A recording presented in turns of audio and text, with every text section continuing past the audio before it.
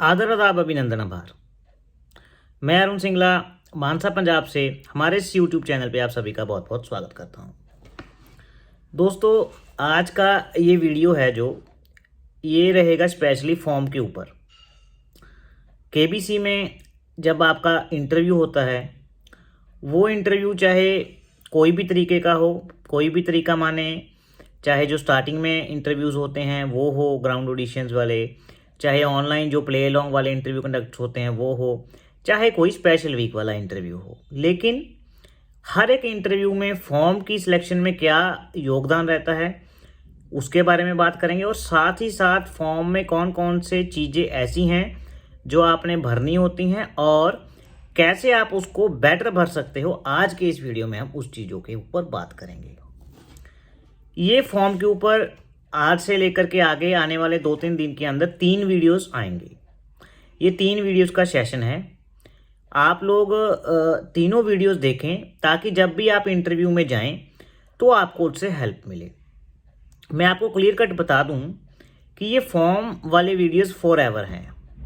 KBC आगे भी 10 साल, 15 साल, 20 साल, जितना टाइम भी केबीसी चलेगा उतना टाइम ही ये वीडियोस फॉर एवर रहेंगे कि फॉर्म वाला कंसेप्ट शुरू से ही चलता आ रहा है और आगे भी लगभग ऐसे ही फॉलो होने वाला है। तो सबसे पहले मैं आपको बता दूं कि हमारे ग्रुप का भगवान की दया से सक्सेस रेट बढ़िया चल रहा है। आप लोग उसका अंदाज़ा जो हमने विनर्स के अभी तक इंटरव्यू ऑलरेडी पोस्ट कर दी हैं उससे भी लगा सकते हैं। ये उन लोगों की मेहनत है कि उन्होंने मेरी बात भी सुनी और अपना भी उन्होंने मेहनत, खैर उनकी तो मेहनत रहती है, उसमें तो कोई दो राय नहीं है, लेकिन उन्होंने हमारी हेल्प से फॉर्म भी अच्छे से भरा तो उनका सिलेक्शन भी हो गया। इसलिए आपको भी अनुरोध है कि आप ये फॉर्म वाले वीडियोस ध्यान से देखें ताकि आपको भी हेल्प हो। जैसा भी आप जब भी कोई भी ऑडिशंस के लिए जाएंगे, चाहे फिर वो ऑनलाइन होए चाहे ऑफलाइन होए या किसी भी तरीके का ऑडिशंस हो केबीसी से रिलेटेड, उसमें फॉर्म बहुत मैंडेटरी रहता है। 3 चीज़ें उसमें होती हैं। Number 1 GK test, number 2 form, number 3 PI मतलब पर्सनल इंटरव्यू।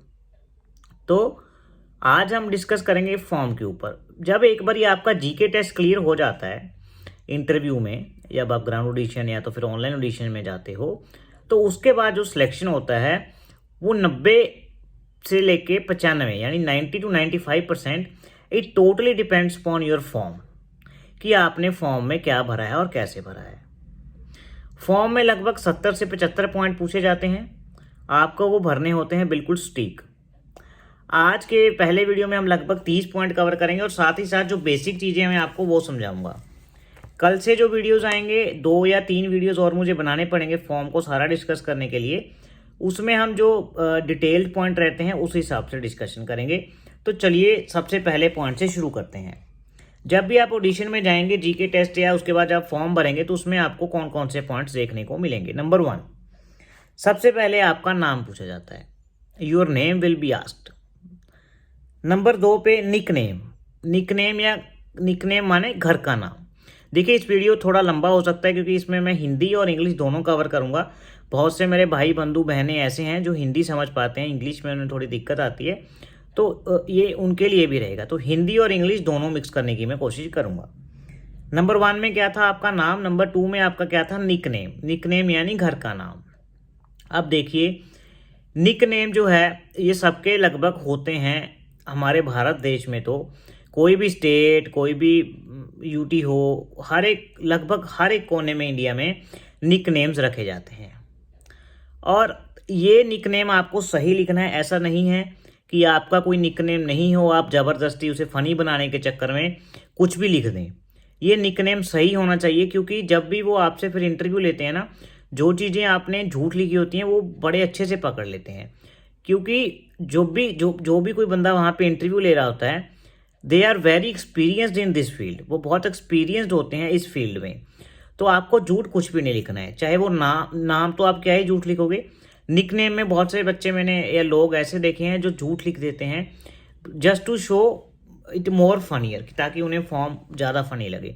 तो आपको ये सच चीज़ें लिखनी है। निकनेम है तो लिखिए, नहीं है तो इसे खाली छोड़ दीजिए कि मेरा कोई निकनेम नहीं है। हालांकि कई बार घर पे भी निकनेम रखा होता है, दोस्तों ने भी निकनेम रखा होता है, तो कोशिश कीजिए ऐसा निकनेम बताइए जो टीवी पे देखने वाले को भी अच्छा लगे और सुनने में भी बढ़िया और मज़ा आए। तो निकनेम में ऐसा आपको लिखना है। Number 3, date of birth. इसमें आप कोई बदलाव नहीं कर सकते, लेकिन इसमें ये है जो आपके आधार और पैन में डेट ऑफ बर्थ है आपको वही लिखनी है, ठीक है। ऐसा नहीं है, कई बार क्या होता है ना, आधार और पैन में डेट ऑफ बर्थ और होती है, एक्चुअल में कोई और होती है, लेकिन हमें तो फिर डॉक्यूमेंट्स के हिसाब से चलना है।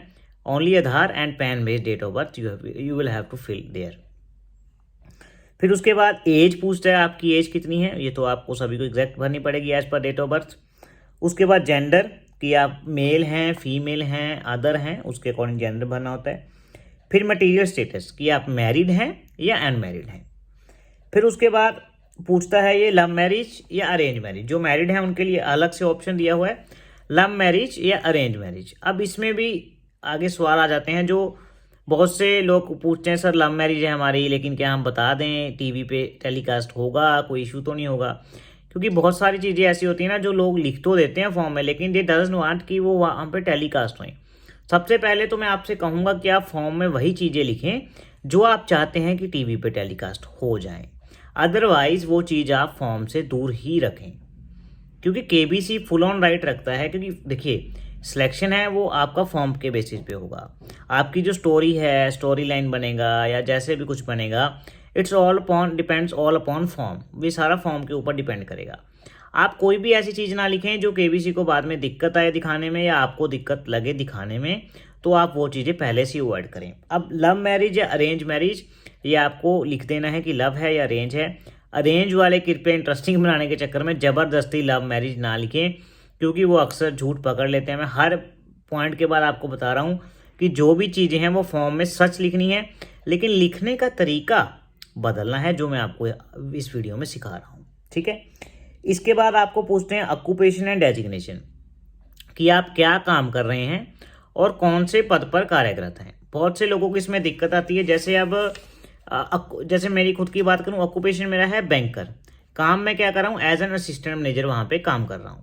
ये दो चीज़ें अलग अलग हो गई। ऑक्यूपेशन तो एज अ बैंकर है, मेरा बैंक में हूँ, जॉब करता हूँ या एम्प्लॉयड हूँ, और डेजिग्नेशन हो गया जो भी आपका डेजिग्नेशन है। अब बहुत से लोग, जैसे मेरी माताएं बहनें हैं जो हाउस वाइफ्स हैं, वो सिंपल लिख सकती हैं हाउस वाइफ, उसमें कोई ऑक्यूपेशन या पद अलग से नहीं रहेगा। फिर जो बिजनेसमैन है, बिजनेसमैन या प्रोपराइटर, भी प्रोपराइटर हैं अपने बिजनेस में। जो यूट्यूब वगैरह करते हैं, कंटेंट क्रिएट करते हैं, वो लिख दें कंटेंट क्रिएटर स्लैश में यूट्यूबर या कुछ भी ऐसे। इस प्रकार से आप लोग इसे भर सकते हैं। इसके बाद next point, type of business. यदि आप व्यापार करते हैं, अगर आप वहाँ पे पढ़ते हो कि बिजनेसमैन, तो आप व्यापार करते हैं, तो आप कौन से टाइप का व्यापार करते हैं। मैं आपको बता दूं, बहुत से मेरे भाई बंधु ऐसे हैं जो व्यापार भी करते हैं, साथ में जॉब या अन्य काम भी करते हैं। अगर आपसे एक से बढ़कर आप कोई काम कर रहे हो तो डेफिनेटली ये फॉर्म में मेंशन कीजिएगा। इससे आपका बढ़िया इफेक्ट पड़ता है कि जो बंदा है ये काफ़ी क्यूरियोसिटी वाला है, कैसे भी करके। अगर जो आप एक से ज़्यादा काम करते हैं तो आप डेफिनेटली इसमें लिख सकते हैं जॉब अलॉन्ग विद बिजनेस, जो भी है आप लिख दीजिए। ध्यान दें, फिर वही वार्निंग है, सच लिखना है, झूठ नहीं लिखना है। इसके बाद नेक्स्ट है number of years of working. आपको कितने साल हो गए काम करते हुए, ये लोग वो पूछते हैं। उसके बाद मंथली इनकम, आपकी मासिक आय लिखनी है। देखिए, अब मासिक आय वाले में ना, वैसे तो ये बहुत सिंपल प्रश्न है, लेकिन इसमें ध्यान देने योग्य बात ये है, बहुत से लोगों को ये वहम है कि अगर हम मासिक आय 1,00,000, 2,00,000 या ज़्यादा लिख दी, क्योंकि बहुत से लोग ऐसे होते हैं जिनकी जॉब अच्छी है, जिनकी इनकम अच्छी है, कई बार वो इस झिझक से वो नहीं लिखते कि अगर जो मैंने सैलरी सही लिख दी तो केबीसी वाले सोचेंगे कि इसको तो पैसों की जरूरत ही नहीं है, तो इसको नहीं बुलाएंगे। या इसके उल्ट, इसके वाइस वर्सा, बहुत से लोग ऐसे सोचते हैं कि हम यहाँ पे लिख देते हैं कि हमारी तो कोई इनकम ही नहीं है, या हम इतना कम कमा रहे हैं, हमें पैसों की ज़रूरत है। तो ये दोनों एक मिथ हैं, बहुत गलत आपकी धारणाएं हैं। ना तो उन्हें ज़्यादा सैलरी से फ़र्क पड़ रहा है, ना कम से। वो देखेंगे कि आपकी नॉलेज और जो आपने फॉर्म भरा है वो किस प्रकार से भरा है, क्या आप अपने आप को सही से एक्सप्लेन कर पा रहे हो। अगर आप अपने आप को फॉर्म में सही से एक्सप्लेन कर पा रहे हो तो डेफिनेटली टीवी में भी आप अच्छे लिखोगे, अच्छे से एक्सप्लेन करोगे। बोलने का लहजा अच्छा होना चाहिए आपका, आपको एटिकेट्स होने चाहिए, बच्चे साहब के सामने बैठने का आपका रुतबा होना चाहिए। वो रुतबा कैसे आता है? मैनर से। अगर आप अच्छे से अपने आप को एक्सप्लेन कर रहे हो फॉर्म में, ओनली देन आपका सिलेक्शन होगा। फिर ये मैटर नहीं करता आप पैसे वाले हो, गरीब हो, अमीर हो, या आपके पास कोई काम है नहीं है, बस आपके पास लहजा और अपने जीवन को शब्दों में पिरोकर फॉर्म में लिख देना है, सच सच बिल्कुल, तो आपका सिलेक्शन लगभग तय है। बस एक तरीका होता है लिखने का, जैसे मैंने बताया मासिक आय, आपको झूठ नहीं लिखनी है। झूठ तो आपको फॉर्म में भाई साहब कुछ भी नहीं लिखना है, वो पकड़ लेते हैं जब आपका इंटरव्यू लेंगे, किसी ना किसी तरीके से वो लोग पकड़ लेते हैं। जैसे वो आपका रूटीन पूछेंगे, फिर आप कहेंगे जी मेरी मासिक आय तो 5,000 रुपये है, जानबूझ के आपने डाल दी। रूटीन पूछेंगे, आप कहेंगे जी मैं तो जिम जाता हूँ जी, मेरे ये शौक़ है, मैं गेड़ी मारता हूँ मोटरसाइकिल पे जाके, मेरे पास ये फ़ोन है, मेरे पास ये घड़ी है। वो पूछेंगे ना आप कौन सा फ़ोन मान लो पूछ लेते हैं यूज़ करते हो, मतलब कहने का मतलब है वो कहीं ना कहीं से जज कर लेते हैं कि आप गरीब हो या अमीर हो या कैसे हो। इट डिपेंड्स, सिलेक्शन इस पे डिपेंड नहीं करता गरीबी अमीरी पे, सिलेक्शन डिपेंड करता है जो चीज़ आपने सच बताई और कितनी बढ़िया तरीके से बताई। इसके बाद 14वां है एजुकेशन क्वालिफिकेशन। एजुकेशन क्वालिफिकेशन जो आप पढ़ाई लिखाई की है वो आपने लिखनी है, ग्रेजुएशन है, पोस्ट ग्रेजुएशन है, किस प्रकार से। अगर कोई आपने स्पेशल कोर्स किया है, जैसे आजकल ट्रेंड में है कोई स्पेस का, एआई का, या तो फिर लैंग्वेज कोर्सेज कर लेते हैं, जैसे फ्रेंच हो गया, स्पेनिश हो गया, इस प्रकार से आपको वहाँ से स्पेनिश जो फ्रेंच है जो भी, वो भी अलग से जो अगर आपने किए हैं वो लिख देने हैं।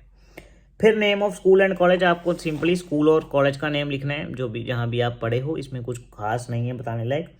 फिर आपको घर का टेलीफोन नंबर, आपका मोबाइल नंबर, आपकी ईमेल आईडी, ये चीज़ें पूछते हैं। फिर ओरिजिनली फ्रॉम, आप ओरिजिनली कहाँ से हो। ओरिजिनली फ्रॉम मतलब कई बार होता है ना कि आजकल कहीं और रह रहे हैं, लेकिन मूल स्थान या जब पैदा हुए थे तब कहाँ से थे, या मैं कह दूँ कि आपका जो बैकग्राउंड है वो कहाँ से है, उस प्रकार से आप लोग वहाँ लिखना होता है।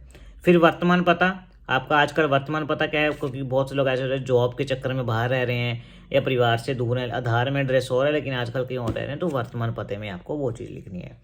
फिर मातृभाषा, आपकी मातृभाषा कौन सी है, हिंदी है, इंग्लिश है, या तमिल, तेलुगु, मराठी, जो भी आपकी भाषा है, पंजाबी, वो आपको लिख देनी है।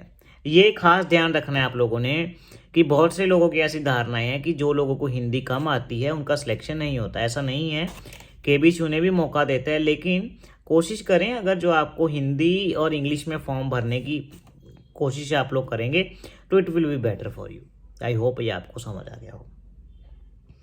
इसके बाद आ गया number of family member living together. Family members आप लोग कितने साथ में रह रहे हो, ये चीज़ लिख देनी है आपको। उसके बाद उनकी डिटेल मांगता है, उनकी डिटेल में क्या कुछ पूछेगा, नाम, उम्र, प्रोफेशन, मंथली इनकम। नाम उनका एज, उनका उम्र यानी उनका क्या कार्य है, क्या करते हैं, उनकी मंथली इनकम लगभग कितनी है। मंथली इनकम में फिर से वही बात आ गई, झूठ नहीं लिखना है, जो है एक्चुअल में आपको वही मेंशन कर देनी है। इसके बाद पूछते हैं वो, अगर आपके कुछ सिबलिंग्स हैं तो आपकी मंथली इनकम या उनका प्रोफेशन क्या है। If you have any siblings यानी आपके कोई भाई बंधु, भाई है, बहन है, तो उसका भी आपको प्रोफेशन और यहाँ पे चीज़ें मेंशन कर देनी है। इसके बाद पूछते हैं चिल्ड्रन नेम एंड एज, जो भी आपके बच्चे हैं उनका नाम और उनकी एज क्या है। फिर पूछते हैं Facebook details, Instagram details, Twitter details, other जो भी आपका कोई सोशल मीडिया अकाउंट है। इसमें आपको सोशल मीडिया हैंडल का एड्रेस देना होता है। जैसे फेसबुक है, जैसे मेरा इंस्टा का है @arun.singla1998, उसी अकॉर्डिंग आपको भी यहाँ पे एड्रेस लिख देने हैं, फेसबुक, इंस्टा, ट्विटर और अदर्स। लास्ट पॉइंट डिस्कस करेंगे आज के वीडियो में, डू यू हैव और any other of your member participated in KBC before. क्या आपके परिवार में से आपने या किसी और मेंबर ने केबीसी में पहले पार्टिसिपेट किया है, येस और नो। अब ये 2 सवालों पे थोड़ी 1-2 मिनट चर्चा होगी, फिर बाद में इस वीडियो को एंड करेंगे। सबसे पहले तो मैं आपको बता दूं कि अगर केबीसी के किसी भी दौर में आपके फैमिली मेंबर ने सिलेक्शन लिया है तो ये मैटर नहीं करता। कई लोग सोचेंगे कि मेरा सिलेक्शन तो अभी कट गया क्योंकि फैमिली मेंबर ऑलरेडी होके आ चुका।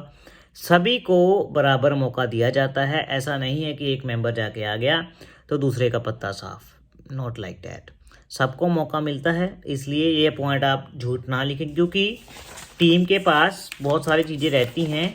अगर जो आप झूठ लिखेंगे, मैं नहीं चाहता कि एट द एंड आपका डिस्क्वालिफिकेशन हो जाए, क्योंकि वो फिर पता लग जाता है उन्हें कि ये बंदे का कोई आया था, कैसे फुल ऑन डिटेल्स उनके पास रहती हैं।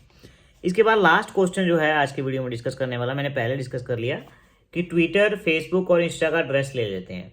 अब बहुत से सारे लोग पूछेंगे सर मेरा तो इंस्टा लॉक है या फेसबुक लॉक है, क्या वो मुझे रिक्वेस्ट भेजेंगे या क्या वो मुझे इंस्टा पे देखेंगे कि मैं एक्चुअल में करता क्या हूँ, करती क्या हूँ। देखिए ये चीज़ें ऐसी नहीं होती हैं, वो लोग एक्चुअल में देखना चाहते हैं क्योंकि आप सोशली कैसे रहते हो। बहुत से लोग कहेंगे सर मेरी तो प्रोफाइल ही प्राइवेट है, वो कैसे देखेंगे। देखिए इतने वेले तो वो भी नहीं है कि आपकी प्रोफाइल में जाएं और कल हर एक फ़ोटो अकेली फ़ोटो देखें, इतने वेले नहीं है वो। लेकिन उनका मतलब ये रहता है कि आपकी जो भी इंस्टा चीज़ है या आपकी कोई भी फेसबुक है तो वो उनसे एटलीस्ट कनेक्टेड रहें, ताकि उन्हें पता चलता रहे कि आपके लाइफ में क्या क्या चेंजेस आ रहे हैं रिलेटेड टू नेम, जो आपका नाम है वो कैसा है। कई लोग होते हैं ना निकनेम स्पेशल रख लेते हैं, यहाँ पे आपने लिख दिया मेरा निकनेम ये है, लेकिन निकनेम से आईडी और बनी होती है इंस्टाग्राम में। तो इस प्रकार से वो सारी चीज़ें वेरीफाई करने की कोशिश करते हैं कि बंदा कितना सच बोल रहा है।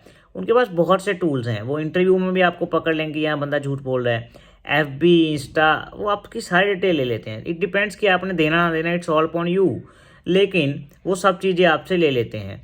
इसलिए आपको ध्यान देना है कि फॉर्म में जो आज डिस्कस किया आप इसके ऊपर थोड़ा सा विचार करें। कल से जो चीज़ें हम डिस्कस करेंगे वो थोड़ी टफ हो जाएंगी क्योंकि थोड़ा सा ट्रिकी हो जाता है, उसके ऊपर हम ज़्यादा तवज्जो देंगे और टाइम भी ज़्यादा लेंगे। तो तब तक के लिए हमारे चैनल पर बने रहें, और अगर आपको वीडियो अच्छा लगे तो लाइक और शेयर और सब्सक्राइब कर दें। तब तक के लिए आपका दिन शुभ रहे, और आई होप कि हम हॉट सीट पर एक दिन मिलें और आपकी इंटरव्यू लें। तो यही था आज के इस वीडियो में। बाय बाय, आपका दिन शुभ हो। केबीसी विद्यार्थी के साथ यही वीडियो एंड करते हैं।